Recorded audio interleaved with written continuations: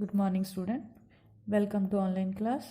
In today's class we will discuss about the self induction. The self induction की अपने को self induction is the property of a coil by virtue of which the coil opposes any change in the strength of current flowing through it by inducing an EMF in itself.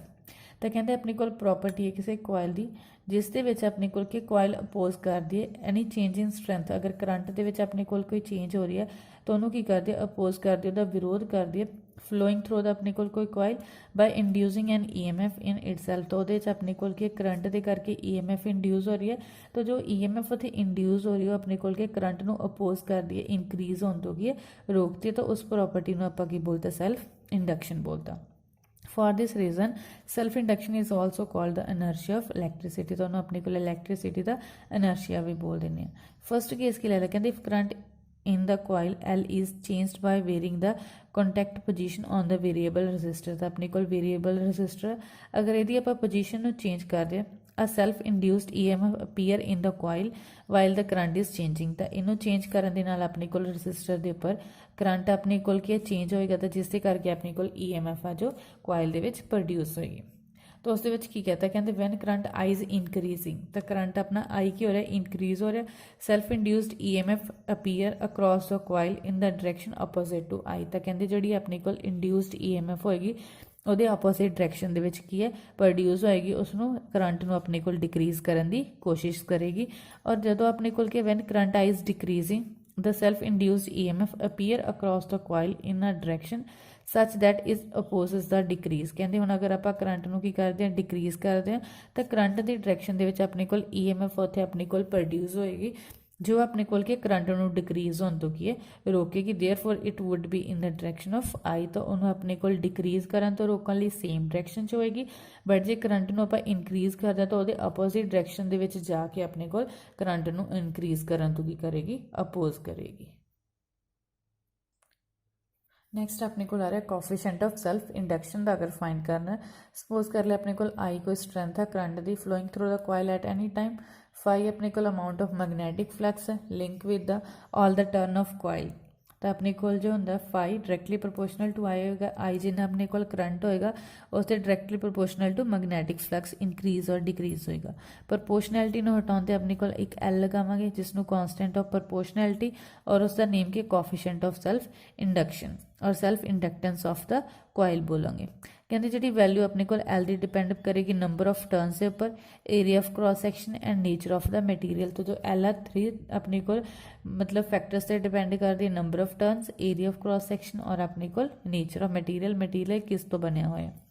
On which coil अपने को wound की है if कहते अपने को current 1 हो गया तो फाई अपने को किस इक्वल आ जाएगी एल दी तो L equals to 5 the coefficient of self induction की है of a coil is numerically equal to amount of magnetic flux linked with the coil when 1 unit current flow through the coil the कहते अपने को self inductance अपने को equal होएगी magnetic flux से अगर अपने को unit current flow करता coil the inside कहते now the EMF induced in the coil is given by अपन पता E equals to minus d phi upon dt है तो अपने को phi की वैल्यू पुट करन ते Li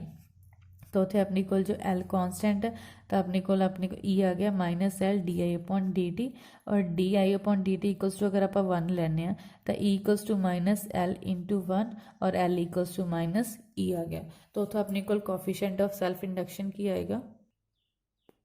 तो coefficient of self induction second definition की गई of a coil is equal to EMF induced in the coil when rate of change of current through the coil is unity तो पहला अपने को self induction I C L equals to अपने को magnetic flux जो अपना current unit होंदा सीगा हुण इत्थे अपने को आ गई EMF इंड्यूस्ड दे इक्वल तो अपने को जो rate of change of current कितना होएगा यूनिटी और इंडक्टेंस अपने को स्केलर क्वांटिटी है दैन ऐसा यूनिट अपने को जो इंडक्टेंस होंगे वो हैनरी होंगे तो फ्रॉम फर्स्ट इक्वेशन अगर आप फाइंड करना L equals to minus E D I upon D T तो एल अपने को 1 हैनरी होएगा जो अपने को होएगा करंट होएगा अपने को EMF होएगी 1 वोल्ट है करंट अपने को एम्पीयर अपॉन सेकंड टाइम करके आ रहे हैं तो self inductance of coil is said to be 1 henry बोलेंगे when current at the rate of 1 ampere per second through the coil induces an EMF of 1 volt तो कहते अपने को